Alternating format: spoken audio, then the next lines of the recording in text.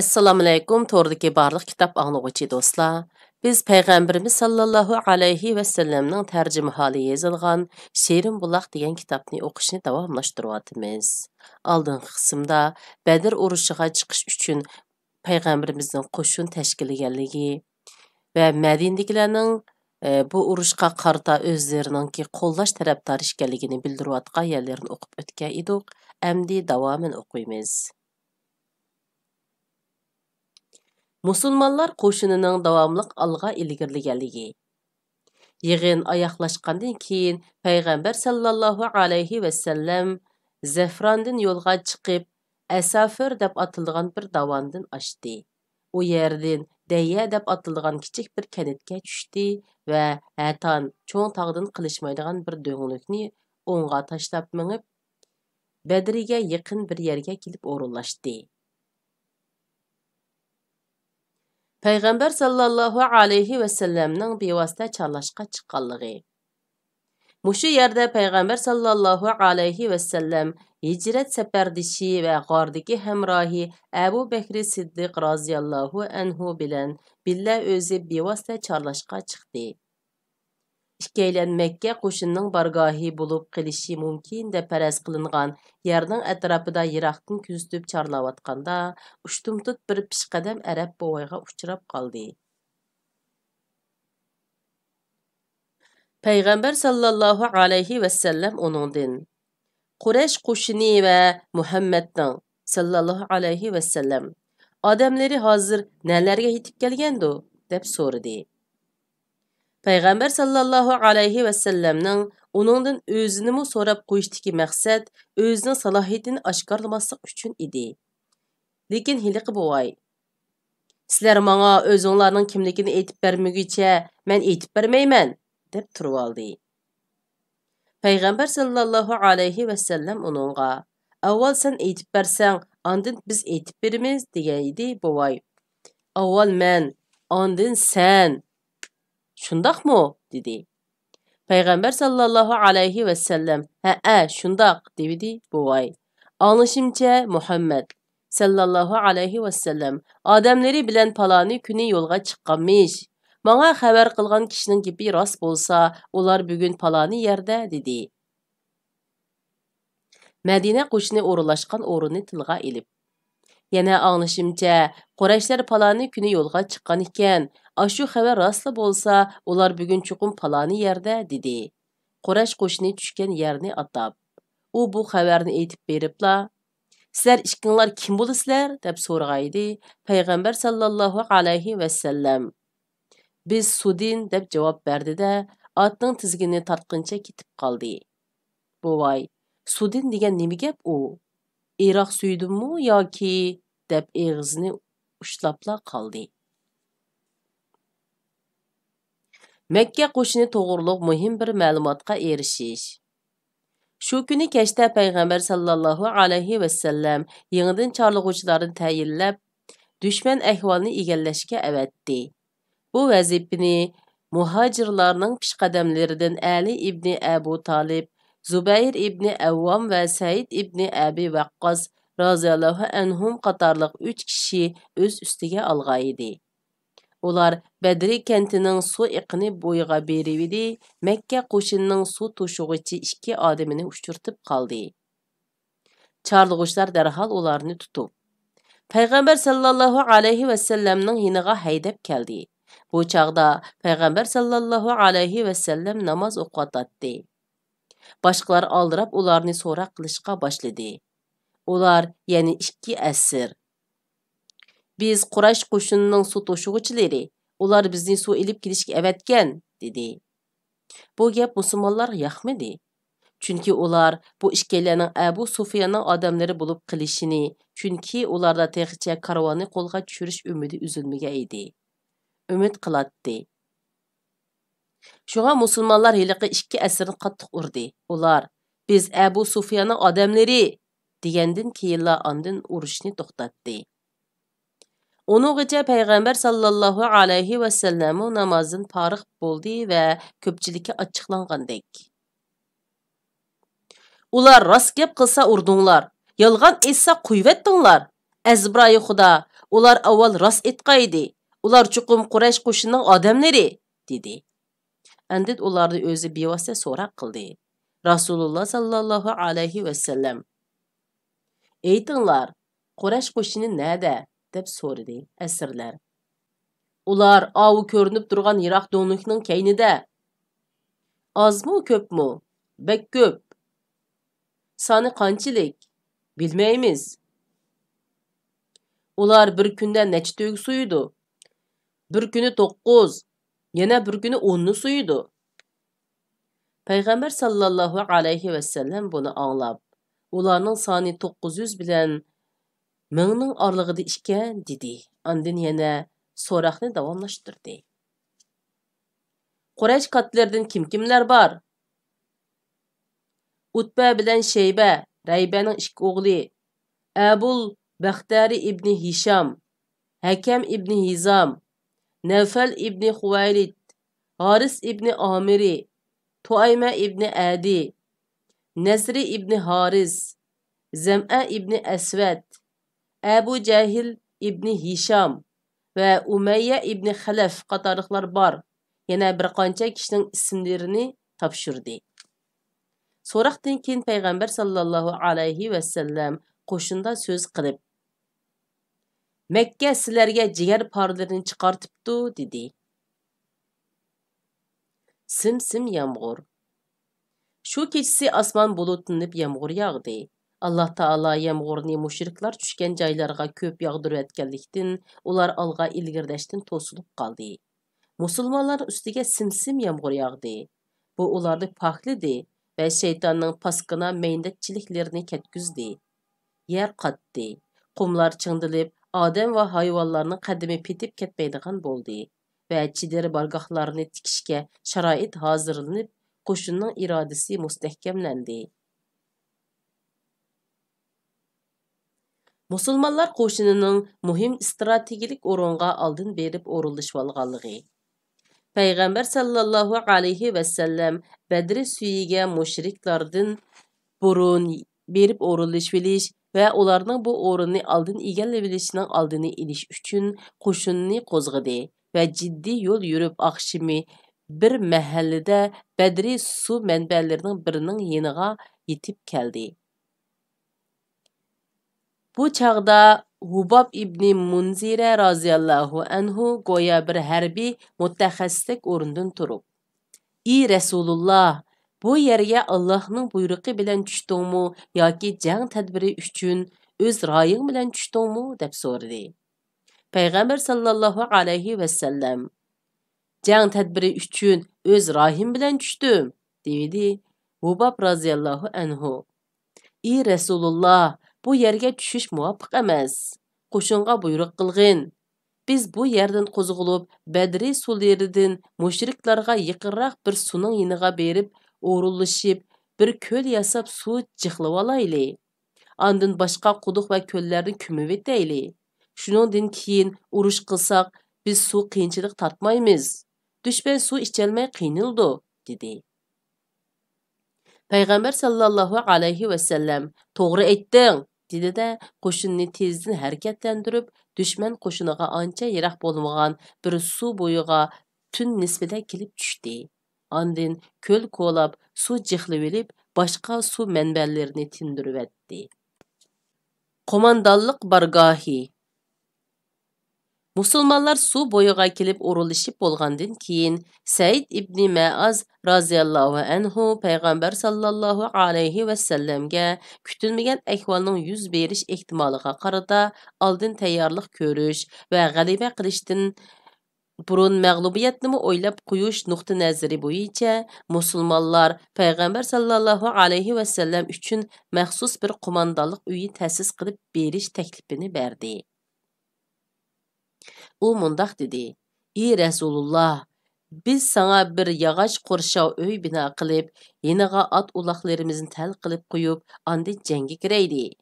Agar Alloh bizga g'alaba nusrat ato qilib, dushman ustidan g'olib kelsak, ko'nglimizdagidek ish bo'lg'ini.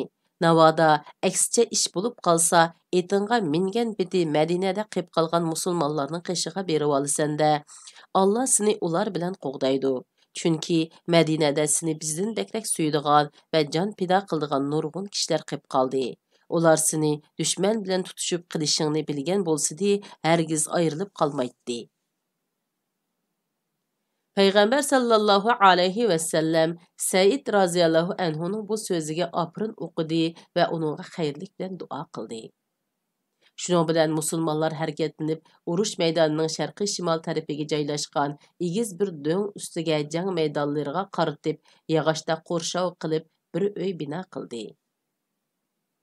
Şundaqla Said ibn Ma'az raziyallahu anhu başçılığında Ansar yaşlarından bir qancha azimatni məxsus Peyğəmbər sallallahu alayhi və səlləmni qoğdaş üçün qomandanlıq bargahı ətrafıga o'rinlashtirdi. Qo'shinni safarbar qilish va kechini bidar o'tkazish.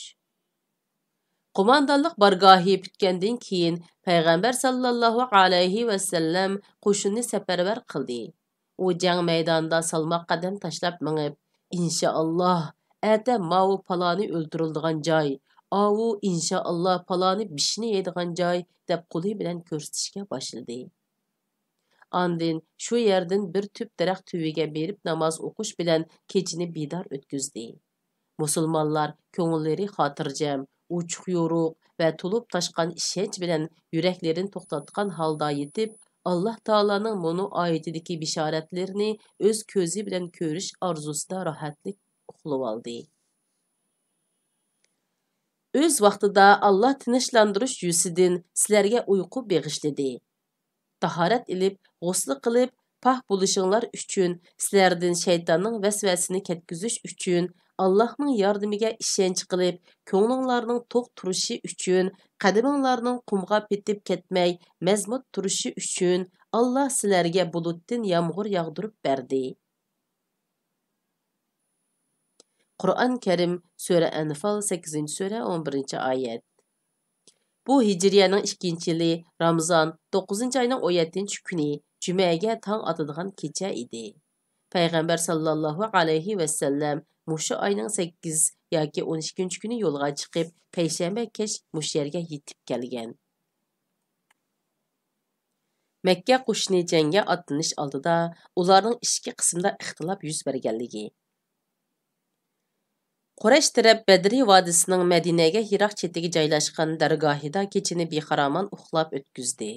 Adisi atigan qo'shinlarini ratga silib, Nag'ru sunnay daqudumboqlarini chilib, do'nglik tarafdan hayvat bilan Badri vodisiga qarab tuvan tushdi va ularning ichidan bir qancha kishi Udul Payg'ambar sallallohu alayhi va sallamning ko'liga qarab o'zini otdi. Bu chaqda Payg'ambar sallallohu alayhi va sallam ularni suv ichkil qo'yinglar dedi. Ulardan shu kuni suv ichkinlarning hammasi o'ldirildi.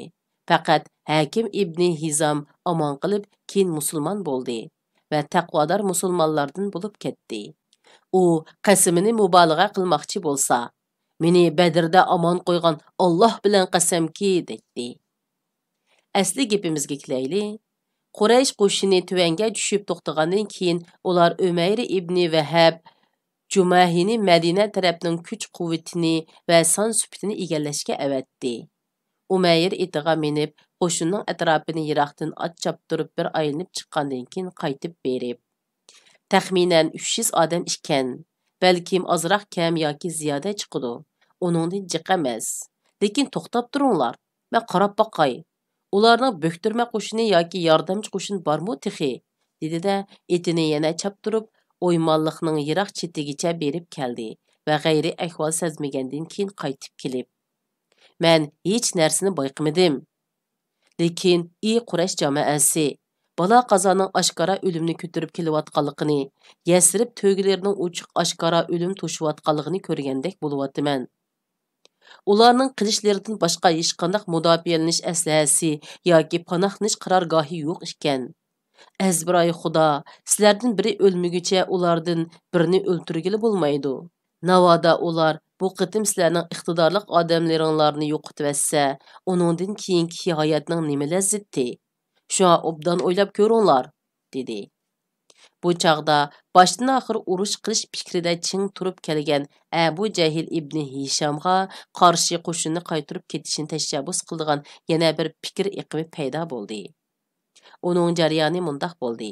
Ularning ichidan Hakim ibn Hizam qo'shin sarkarlari bilan ayrim so'zlashdi va Utba ibn Raybaning qishiga kelib, "Ey Abu Valid, sen Quraysh xalqining kattisi, hurmatga sazovor boshlig'i, sen abadil abad yaxshi noming qoldigan bir ishqa qiziqmamsan?"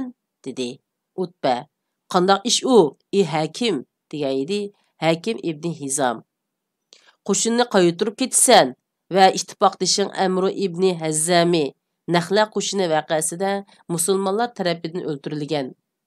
Nazzamining xun haqqini ustingga olasan", dedi. Utba, "Chuqum qilaman. Bu ishqa sen menga kepil bo'lg'in. U degan mening ittifoqdishim. Uning xun haqlari va bulab ketilgan mollari mening zimmamda qolsin", dedi. Andin u yana Hakim ibn Hizamga, "Sen hozirla ibn Hanzal, Abu Jahil Hanzal degan uning onasi ning yiniga borg'in. Men ko'pchilikning ishini shuning puchilib etishdan qo'rqaman", dedi. Andin Utba o'rnidan turib qo'shin ichida so'z qildi. U mundaq dedi: "Ey Quraysh xalqi, sizlar Muhammad sallallohu alayhi va sallam va uning odamlari bilan urushib nima qilasizlar? Qasam qilib aytamanki, agar uni yengmoqchi bo'lsak, odam qarab turib o'z tog'isining o'g'lini yoki hammojisining o'g'lini va yoki o'z jamoatidan bir kishini o'ldirishga majbur bo'ladi. Bu qandoq bo'ladi? Shunga biz qaytib Muhammadning sallallohu alayhi va sallam ishini boshqa arab qabillalari qoldirayli. Ular g'olib kelib Muhammadning sallallohu alayhi va sallam adibini bersa, nihoyat yaxshi bo'lg'ini. Navoda aksicha Muhammad sallallohu alayhi va sallam g'alaba qilib qolsa, uning g'alabasini sizlarning g'alabanglar." Angacha Hakim ibn Hizam Abu Jahilning yiniga berib, Abu Jahil bu chaqda savutlarini kiyib jang tayyorligi qilyotdi. "Ey Abul Hakam, Utba ibn Rayba meni qishingga mundaq gaplar bilan avatdi", degaydi Abu Jahil qo'pollik bilan. "Azbiroy Xudo, Utba Muhammad sallallohu alayhi va sallam va uning odamlarini ko'ribla qo'rqib yuriga yig'ib ketibdi. Hargiz undaq qilg'il bo'lmaydi. Alloh bilan qasam qilamanki, Alloh biz bilan Muhammadning sallallohu alayhi va sallam o'ttirsini adil hukm bilan ayirib qo'ymog'icha qat'iy qaytmaymiz." Utbaning undaq deyishi Muhammad sallallohu alayhi va sallam va uning odamlarining qo'shnimizga noshtilik bo'lib qoldiganligiga ko'zi yetgan. Aslida uning o'g'li Abu Huzayfa ibn Utba burulla musulmon bo'lgan bo'lib, hijrat qilib kelgan. Shularning qitida. Shunga u o'z bolasini ansirgan gap, dedi. Utbaga Abu Jahilning "Azbiroy Xudo, Utba qo'rqib yuriga eg'ib ketibdi" degan haqira so'zi anglamadi. U "Oz qoldi, kimning qo'rqib yuriga eg'ib ketganligi yili ma'lum bo'ldi. Meningmi yoki uningmi?" dedi. Abu Jahil bu qarshilik fikr iqimining texmi kuchib ketishidan ansirab, Hakim ibn Hizam bilan shunchalik so'zlashibda, Amir ibn Hazrami Naxla qo'shinda o'ldirilgan Amru ibn Hazramning qon qarindishiga darhol odam avatdi va "Sening ittifoqdishing, ya'ni Utba demakchi, qo'shinni urushmay qaytirib ketmoqchi bo'lyotdi. Halbuki sen qarindishining o'limini o'z ko'zing bilan ko'rgan emasmi? Shunga darhol qarindishingning qisosini ilishib berishini talab qilgin", dedi. Shuning bilan Amir darhol qo'shin orasiga chiqib, kassasini ochdi. Bu dard alamga chidamag'anligini bildiradi va "Voy Amri, voy Amri, voy qarindishim" deb to'lg'ili turdi. Buning bilan ko'pchilikning asabiyati qaynadi. Niyatlari buzildi. Ish ta'tirsiga yondi va Utba tashabbus qilgan oqilona tadbir tentaklik bilan cho'rib tashlandi. Qisqasi, tentaklik tadbir ustidan g'olib keldi va tinchlik uchun ko'rsatilgan bu tirishchanlik hiyla-mikr bilan besiq turildi. Ikki taraf bir-biriga ko'rindi. Mushriklar hayva bilan do'ng tarafdan tushib kelib, ikki taraf bir-biriga ko'rindi. Payg'ambar sallallohu alayhi va sallam Ey Allah, mana bu Quraysh o'zining takabburligi va cho'ngchiligi bilan sen bilan qarshilashqili va sening payg'ambaringni inkor qilg'ili keldi. Ey Allah, sen menga va'da qilgan yordamingni nozil qilgin. Ey Allah, ularni hozirla halok qilgin, deb duo qildi. Va yana payg'ambar sallallohu alayhi va sallam dushman qo'shini ichida qizil to'giga minib olgan Utba ibn Raybani ko'rib, ularning orasida yaxshilik bor deyilsa, cho'qim qizil to'gili kishida bor edi. Ular shuning gapiga unugan bo'lsa, to'g'ri qilgan bo'ladi, dedi. Payg'ambar sallallohu alayhi va sallam musulmonlarning saflarini tartibga soldi. U saflarni o'ngshab turayotganda mundaq bir qiziqchilik ish yuz berdi. Payg'ambar sallallohu alayhi va sallamning qo'lida saf tuzish uchun elib olgan bir tal tig'siz o'q bor edi. U Savda ibn G'uziya roziyallohu anhuning safdan chiqib turib olganligini ko'rib, "Tuzdur, ey Savda!" deb uning qo'rsqiga nuqib qo'yib edi. Savda, "Ey Rasululloh, meni urding, qisos olaman!" deb turib oldi. Payg'ambar sallallohu alayhi va sallam, "Mana qisos olgin" deb qo'rsqini ichib bergan edi. Savda payg'ambar sallallohu alayhi va sallamni quchoqlab, qursaqlariga suyib ketdi. Payg'ambar sallallohu alayhi va sallam, "Bu nima qilganing ey Savda?" deb so'rgaydi. Savda, "Ey Rasululloh, ko'rib turibsan, oldimizda o'lim ko'rinib turibdi. Shunga hayotimning oxirgi minutlarida mening tinim sening tiningga tegsin dedim" dedi. Payg'ambar sallallohu alayhi va sallam Savdaga xayrlik bilan duo qildi. O saflarni tuzab bo'lgandan keyin qo'shinga eng oxirgi buyruqni topshirib olmoqcha dushmanga hujum qilmaslik to'g'risida buyruq berdi. Ondan ularga jang qilish usuli to'g'risida alohida yo'l yo'riq berib, dushman bostirib kelsa, ya'ni umumyuzlik hujum qilsa, yer beg'riltib o'q uzinglar. Atqandımı arqa-arqadan aram bermey etinglar və üstünlarga bisip kelmügüçe qilich soğarmanglar, dedi. Əndin Əbu Bəkri raziyallahu anhu bilen billa kumandanlıq bargahiga qaytdi. Said ibn Ma'az raziyallahu anhumu muhafizatçı əzmətlərini başlap, bargah darvazası aldığa kelib, qilichlerini shimaylab jangvar holatda turdi. Әмма müşriklәрнең içidən Əbu Cəhil ibn Hişam duaga qol көтөрүп, "Ey Allah!" u Peyğəmbər sallallahu alayhi və sallamni deməkçi. "Bizdən sizə rəhimni üzdi. Biz uxmaydigan bir niməni dindəb elib gəldi. Uni hazırla halaq qılğın. Ey Allah, iki tərəfnin qaysimizning işi sening dargohingda maqbul ko'rilsa və onundan razı bolsang, bugun nusrat və yordamingni shu tarafga ato qilgin", dedi. Bu haqda Alloh taolo tuvandagi oyatni nozil qildi.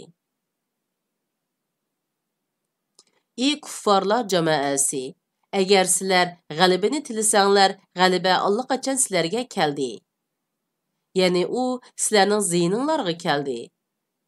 Agar payg'ambar bilan dushmanlashishdan yansanglar, bu sizlar uchun yaxshidir.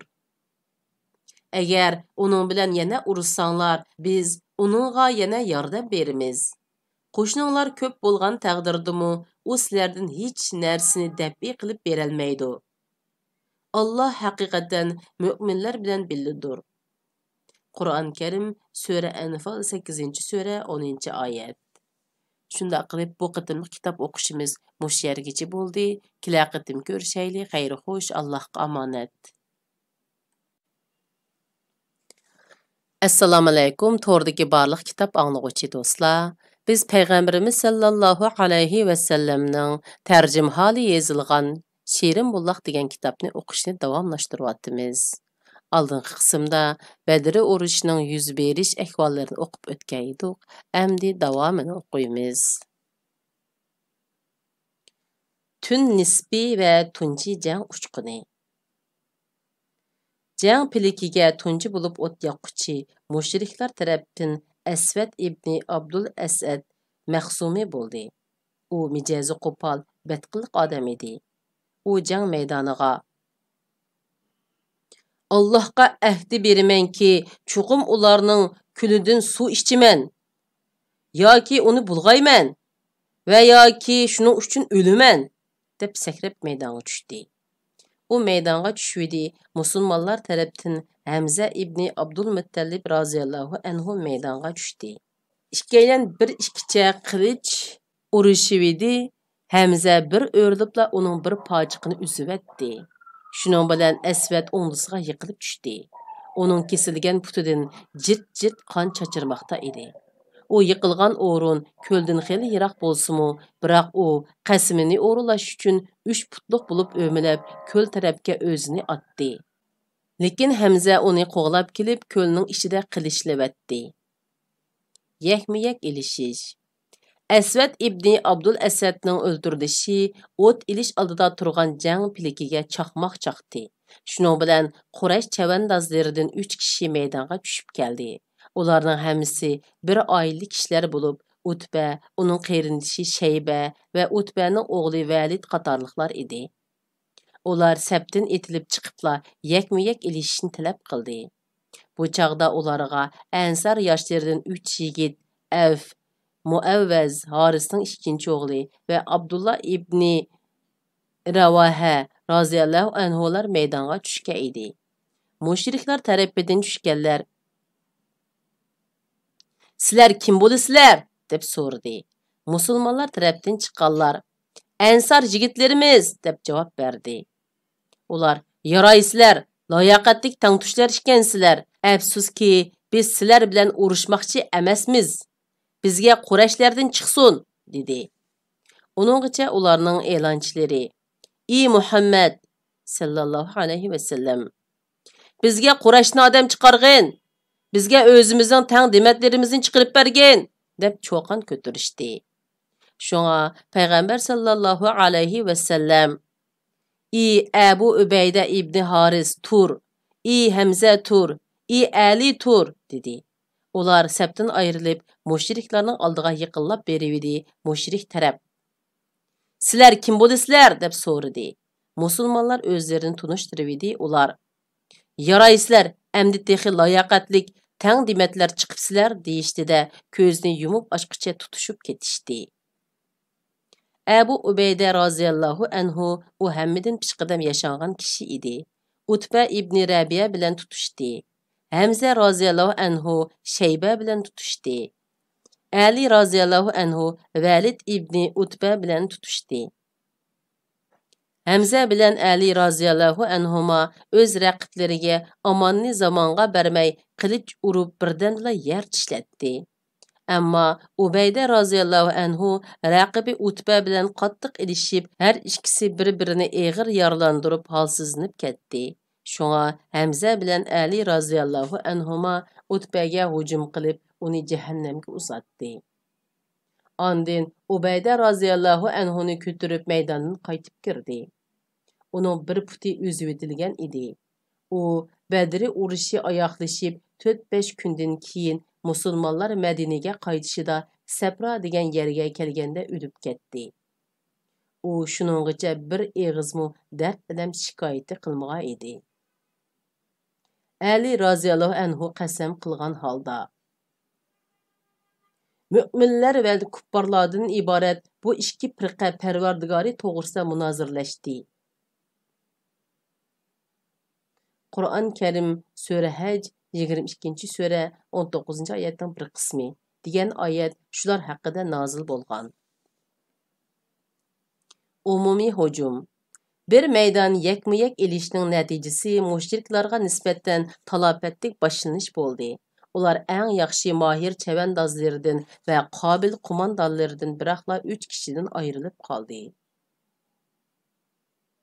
Shunga ular g'azab o'tida yondi va musulmonlarga keng ko'lamda umumiy hujum qo'zg'adi. Ammo musulmonlar Alloh taologa sig'inib, yordam va madad tilab, o'z o'rinlaridan qo'zg'almay, mudofaada turib, dushmanni og'ir talofatga uchratdi. Payg'ambar sallallohu alayhi va sallam Alloh taologa iltijo qilmoqda. Payg'ambar sallallohu alayhi va sallam qo'shinning saflarini radga silib, jang maydoniga oid talablarni o'ttirg'a qo'yib bo'lib, Qo'mondonlik uyiga qaytgandan beri Alloh taolaning uningga va'da qilgan yordam va nusratlarini tilashga boshladi. U iltijo qilib, "Ey Alloh, menga va'da qilgan yordamingni nozil qilgin. Ey Alloh, men seningdan o'z va'dangni ishga oshirishingni tilayman" deydi. Hatto iltijoga g'arq bo'lib ketganlikdan uchnisidagi ridomi tushib ketdi. Abu Bakr raziyallohu anhu ridoni yerdan ilib, yepindirib qo'yib, "Ey Rasululloh, endi bo'ldi qilgin. Parvardigor Alloh taologa ko'p iltijo qilding" dedi. Alloh taolo o'zining farishlariga vahiy qilib, "Men sizlar bilan billa mo'minlarni urush maydonida sabatlik qilinglar. Kuffarlarning dillariga qo'rqinch solaman." Qur'on Karim Sura Anfal 5-sura 12-oyatning bir qismi dedi va payg'ambar sallallohu alayhi va sallamga vahiy kelib, "Men sizlarga orqama-orqa tushadigan 1000 farishta bilan yordam beraman" dedi. Yordamchi qo'shin. Shu an payg'ambar sallallohu alayhi va sallam ko'zini yumib bir necha daqiqa sukutga cho'mdi. Ondan bishni ko'tarib, "Xo'sh xabar, ey Abu Bakri, mana Jibril chang to'zang o'rdatib kelyapti" dedi.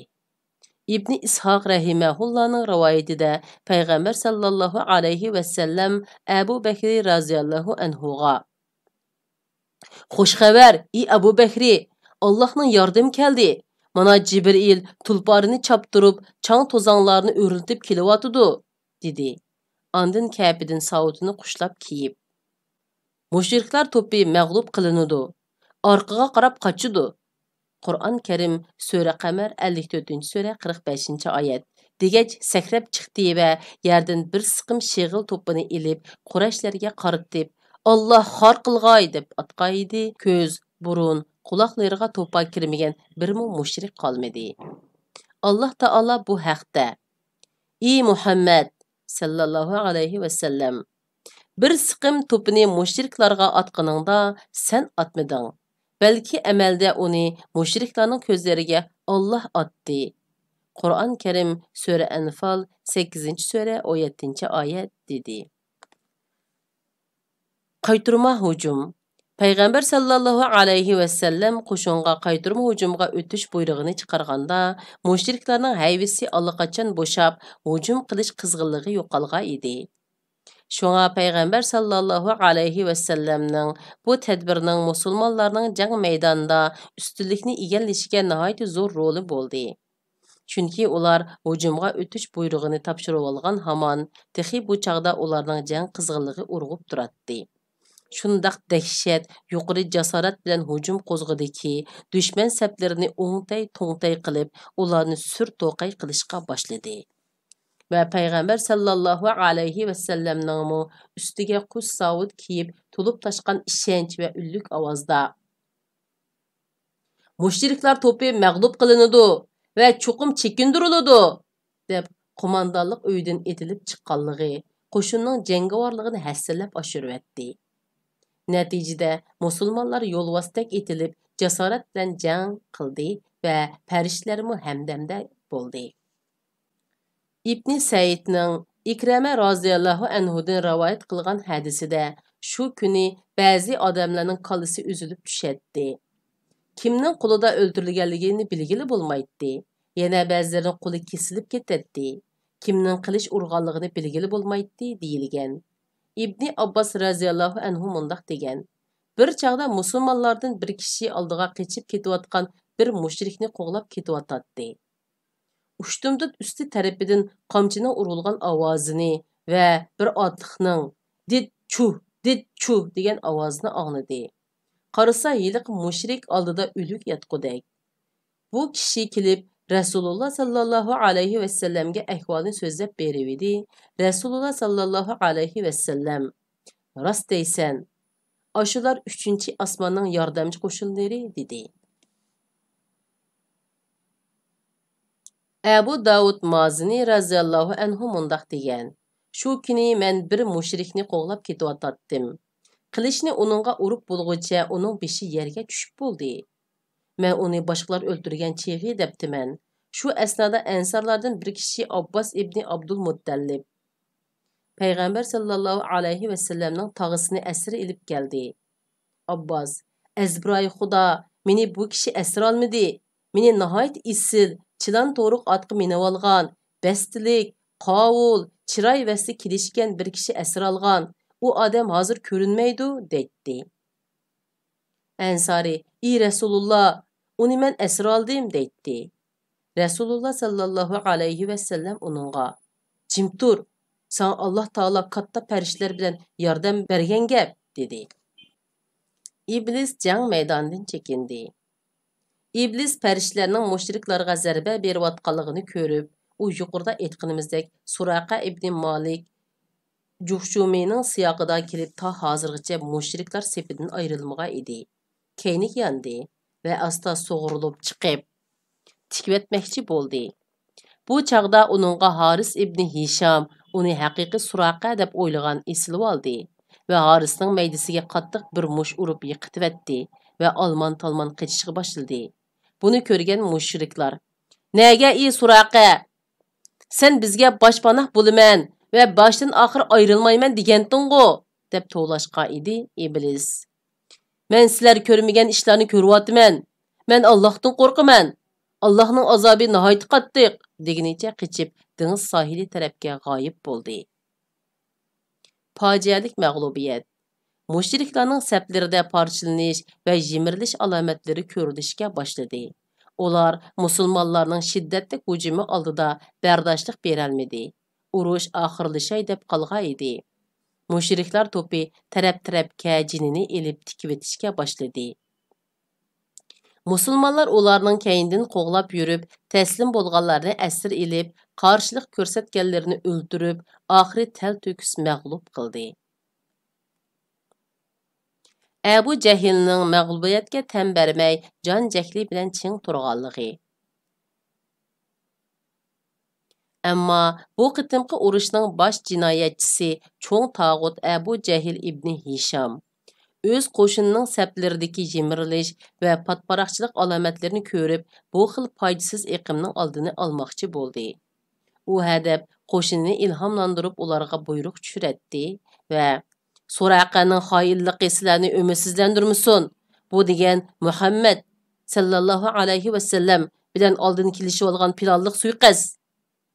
Shayba, Utba va Validlarning o'ldirilganligidan huduqib ketmanglar. Ular aldirab ketdi.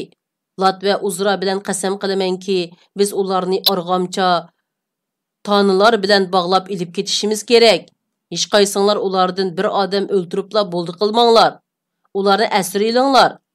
Biz ularga yomonlikning oqibatini rosa bir tuntib qo'yayli, deydi. Lekin uning mug'ambarligining haqiqiy abdibashirsi tezda oshkorlanib qoldi. Uzoq o'tmay, ularning saflari musulmonlarning shiddatli hujumi oldida parchalanishga boshladi va ularning to'pida patparaqchilik yuz berdi. Shundoq, uning yinda faqat bir qancha mushriklar qolib qolgan bo'lib, ular uning atrofiga qilich nayzlari bilan mustahkam bir qo'rg'on shakllantirgan edi. Lekin musulmonlarning shiddatli hujumining va hayvat to'lqini oldida bu qo'rg'onlarmi buzib etildi va nayza qilich to'saqlarimi pachaqlab tashlanildi. Dal mushu chaqda bu qonxo'r jallod to'p orasida oq to'gidek ichilib qoldi. Musulmonlar uning ot ustida chepib yurganini chiliqtirdi. Vaholanki o'lim ikki ansori azmatning qo'li bilan uningga yiqilishga intizor edi. Abu Jahilning o'ldirilishi.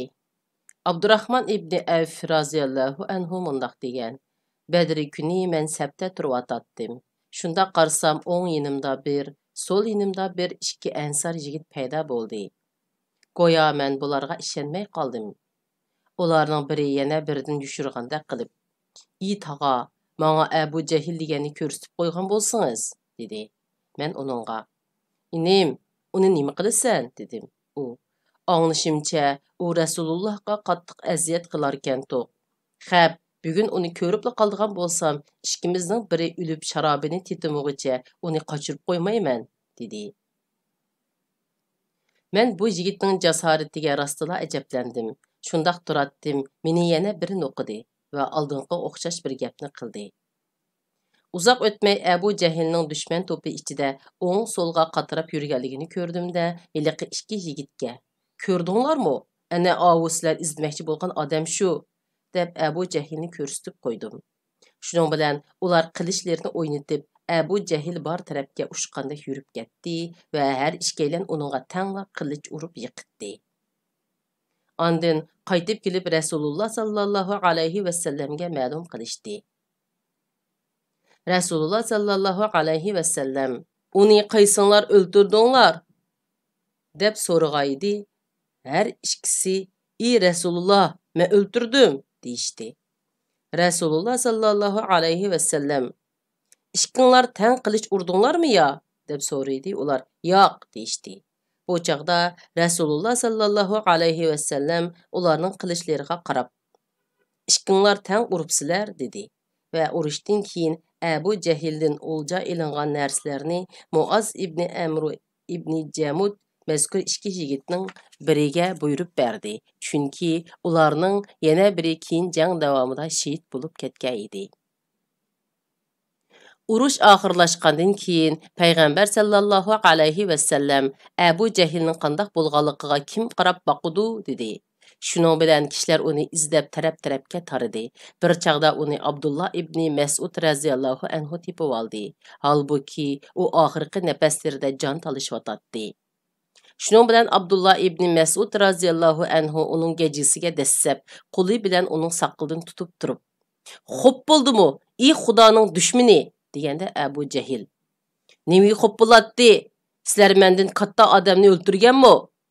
Yoki sizlar o'ltirib odamdan katta kim bor?" dedimi? Rivoyat qiluvchining esida yo'q, dedi va yana "Koshki meni dehqondan g'ayrirak biraylan o'ltirsichu" dedi. U yana birdam to'xtab olgandan keyin "Ayta, bugun oxirgi hisobda kim g'alaba qildi?" deb so'radi. Abdullah ibn Mas'ud raziyallohu anhu "Kim g'alaba qiladi? Alloh va Allohning payg'ambari g'alaba qildi albatta" deb javob berdi. U Abdullah ibn Mas'ud raziyallohu anhuga "Ey padichi bola, sen mushu fursatga nima degan tasda erishding ha?" dedi. Aslida Abdullah ibn Mas'ud raziyallohu anhu Makkada ijaraga qo'y boqatdi.